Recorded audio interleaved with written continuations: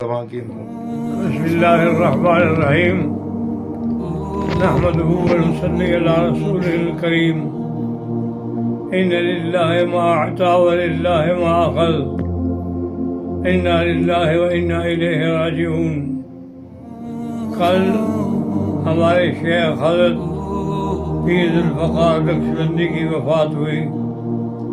بہت بڑی عظیم شخصیت تھی اور بہت بڑا خلق وسیع رکھتے تھے۔ وہ خود اتنی تکلیف میں تھے لیکن پھر بھی وہ ویل چیئر پہ اس عاجز کو عیادت کرنے کے لیے گھر آئے۔ تو یہ ان کا ایک بہت بڑا اخلاق ہے، وسعت اخلاق ہے۔ باقی بات یہ ہے کہ موت اور حیات برحق ہیں، بلکہ اگر آپ قرآن کا مطالعہ کریں تو موت مقدم ہے اور حیات بعد میں ہے۔ خلق الموت والحیات، اللہ نے قرآن پاک میں فرمایا ہے۔ سورۃ ملک جب آپ کھولیں گے پڑھیں گے، تبارک الذی بیدہ الملک وہو علی کل شیء قدیر الذی خلق الموت والحیات لیبلوکم ایکم احسن عملا۔ الذی خلق الموت والحیات، موت مقدم اور حیات مؤخر ہے۔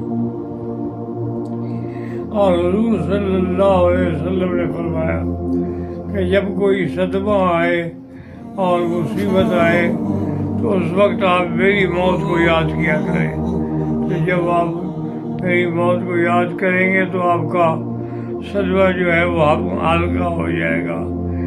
سارے قرآن پاک کو کھول کر دیکھ لیں کہ جو وقت مقرر ہے وہ آگے پیچھے نہیں ہو سکتا۔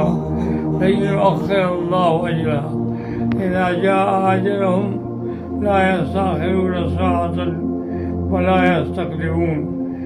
اور میں چونکہ مریض ہوں، معذور ہوں، اور دوسرا بھی مجھے سفر کی اجازت بھی نہیں ملی، اس لیے حضرت مولانا محمد ریاض شاہد حنفی جو ہمارے مدرسے کے معلم بھی ہیں، ان کو نیابتاً بھیج رہا ہوں تاکہ وہ حضرت کے جنازے میں شرکت کریں، اور حضرت کے جنازے میں شریک ہونے کے بعد میری طرف سے تعزیت بھی پیش کریں۔ اللہ تبارک و تعالیٰ ان کے درجات کو بلند فرمائے۔ اللہم اغفرہ وارحمہ وتجاوز عنہ وادخلہ فی الفردوس الاعلی۔ اور اللہ ان کے پسماندگان کو صبر جمیل عطا فرمائے، اور اللہ ان کے جو ادارے ہیں وہ ہمیشہ چلتے رہیں، قائم رہیں اور دائم رہیں۔ اس سے زیادہ چونکہ میں بیٹھ نہیں سکتا۔ والسلام محمد مکی حجازی، مکہ مکرمہ۔